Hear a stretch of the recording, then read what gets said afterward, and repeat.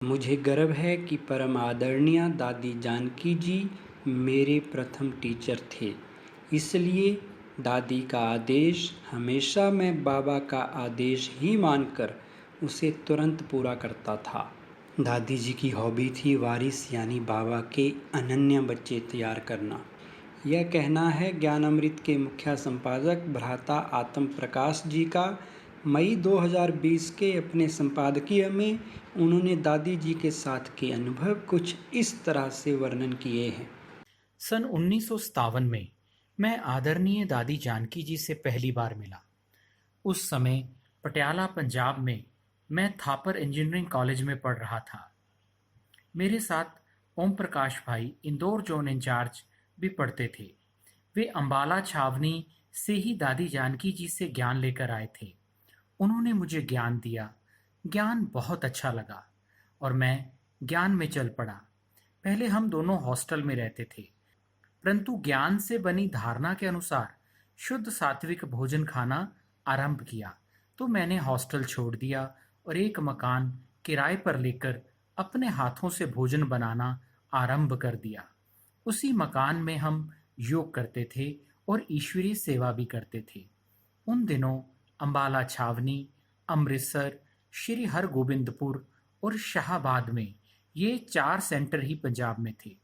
पूरे भारत में भी बहुत कम सेवा केंद्र खुले थे। तभी दादी जानकी जी का पटियाला में आना हुआ। उन्होंने हमें देखा कि ये खुद ही खाना बनाते हैं, पढ़ाई भी करते हैं और ईश्वरीय सेवा भी करते हैं।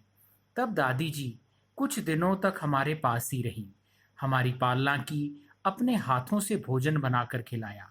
2-4 स्टूडेंट्स और भी ज्ञान में चले हुए थे। दादी जी ने एक दिन सिंधी घड़ी और साबूदाने का हलवा बनाकर बड़े प्यार से ब्रह्मा भोजन खिलाया। ईश्वरीय सेवा की धुन। उस समय बहनें बहुत थी, सेवा केंद्र कम थे, जिज्ञासु भी बहुत कम थे। एक जिज्ञासु भी निकलता था तो बाबा को समाचार मिल जाता था कि अमुक स्थान पर बच्चे का रूहानी जन्म हुआ है। दादी जानकी जी सेवार्थ कहीं भी किसी भी साधन के द्वारा जाने के लिए सदा तत्पर रहती थी। हम साइकिल पर होते थे और दादी जी साइकिल रिक्शा में। पटियाला के कई स्थानों पर हमने भाषण करवाए। गुरुद्वारे में, महिला समितियों में कई स्थानों पर वे गए। उन्हें धुन रहती थी ईश्वरीय सेवाओं की। कभी ये नहीं देखती कि ये छोटी जगह है और थोड़े लोग हैं। नहीं, बस बाबा की सेवा करनी है। परिस्थिति के अनुकूल ढलने की अद्वितीय क्षमता। हमारे एक मित्र थे चंडीगढ़ में, कृष्णलाल मनचंदा जी। अन्य दोस्तों के साथ साथ हमने उनको भी बता रखा था कि भगवान धरती पर आ चुके हैं और वर्तमान समय संगम युग पर उनका कार्य चल रहा है। मनचंदा जी ने हमें कहा था कि जब आपकी कोई बहनें आए तो उन्हें चंडीगढ़ में जरूर ले आना। दादी जी को हम चंडीगढ़ ले गए। कई स्थानों पर वहां भी भाषण करवाए। सेवा करते करते रात्रि 10 बजे हम अंबाला सिटी पहुंचे। अंबाला छावनी सेंटर तक पहुंचने तक और रात हो जानी थी, इसलिए रात एक धर्मशाला में गुजारी। सुबह दादी और हम सेंटर पर पहुंचे। ये बातें मैं इसलिए बता रहा हूं कि ईश्वरीय सेवा के लिए हर परिस्थिति के अनुकूल ढलने की दादी जी में अद्वितीय क्षमता थी। यज्ञ पहले, हम बाद में। दादी जी की त्याग भावना, यज्ञ के प्रति अटूट प्यार, बाबा के प्रति अतिशय जिगरी स्नेह हमने आंखों से देखा। जब वे पटियाला में रहती थी और कोई कुछ भी वस्तु ले आता था तो कहती थी, पहले यज्ञ में दो, बाबा को भेजो, यज्ञ पहले, हम बाद में। उनका मंतव्य हमेशा ऐसा होता था। दादी जी की सादगी अविस्मरणीय रहेगी। उन्हें हम बैलगाड़ी में अपने गांव भी ले गए, जहां वे हमारे सारे परिवार से मिली। परिवार वालों को थोड़ा परिचय तो हमने पहले से ही दिया हुआ था, परंतु दादी जी के जाने से हमारी माताजी, पिताजी और भाई बहनें आदि सब ज्ञान में चल पड़े। दादी जी का सभी पर रूहानी प्रभाव पड़ा था। रूहानियत की पराकाष्ठा। एक बार हमारे सारे परिवार को बाबा ने मुंबई में बुलाया था। बाबा तो लौटकर मधुबन, माउंट आबू मुख्यालय वापस आ गए, परंतु मुझे दादी जानकी जी के साथ 15 दिनों तक पूना में रहने का अवसर मिला।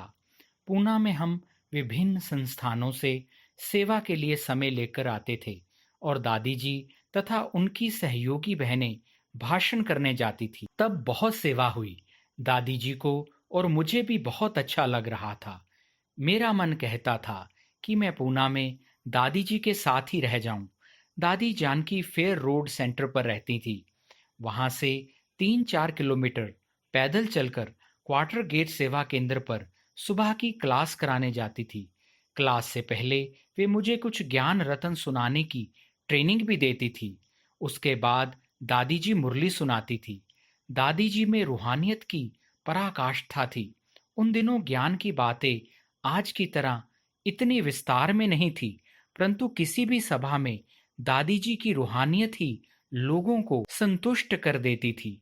किसी का कोई प्रश्न उठता ही नहीं था। दादी जी की हॉबी शांतिवन में उनकी रात्रि क्लास में मैं अवश्य हाजिर रहता था।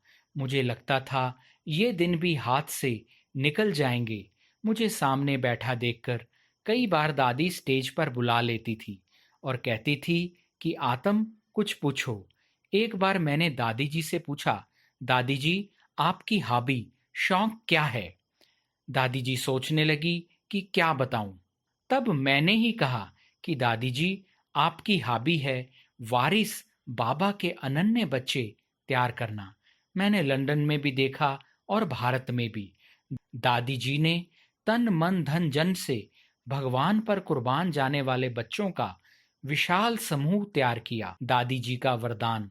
एक अन्य प्रसंग में जब मैं दादी जी के साथ स्टेज पर था तो दादी जी ने कहा कुछ बोलो। तो मैंने दादी जी को कहा मुझे आपसे एक वरदान चाहिए। दादी जी ने पूछा बोलो कौन सा? मैंने कहा दादी जी जब मैं शरीर छोड़ूं तो मुझे ज्यादा तकलीफ ना हो। दादी जी ने कहा तथास्तु। मान मर्तबे से उपराम। दादी जी बाप समान गुणों से भरपूर थी। हम कई विशेष मेहमानों को दादी जी से मिलाने ले जाते थे। बड़े ही सहज भाव से दादी जी मिलती थी, सौगातें देती थी, उन्हें हर प्रकार से संतुष्ट और भरपूर करके भेजती थी।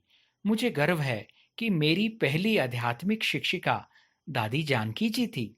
एक बार जब मैं उनसे टोली ले रहा था तब उन्होंने भी कहा था कि आत्म मेरा पहला स्टूडेंट है। उनकी सादगी, त्याग और सरलता की छाप हम पर भी गहरी लगी है। उनसे हमने बहुत कुछ सीखा है। ना मान चाहिए, ना शान, ना मर्तबा, ना मनी। इन सब से उपराम थी दादी जानकी जी।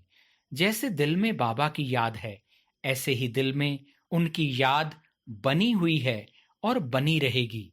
परम सौभाग्य है कि ऐसी महान दादी जी से मार्गदर्शन लेने का सुअवसर मिला। शांति वन में भी कई बार प्रिंटिंग प्रेस में अचानक आ जाती थी। न्यू ज्ञान अमृत प्रेस में भी कई बार बिना किसी कार्यक्रम के आ जाती थी। हमें भी और श्रमिकों को भी टोली खिलाकर जाती थी। जब कभी वे किसी पुस्तक या अन्य सामग्री के प्रकाशन के लिए कहती थी तो मैं इतना सम्मान देता था कि मेरे लिए दादी जी का आदेश बाबा का आदेश है। दादी जी का हर आदेश मैं तुरंत पूरा करता था। दादी जी साकार से हमारे बीच से चली गई हैं, परंतु उनकी सूक्ष्म उपस्थिति उनके शक्तिशाली प्रकंपनों के रूप में, शिक्षाओं के रूप में अब भी हमारे साथ हैं। दादी जी को शत शत नमन।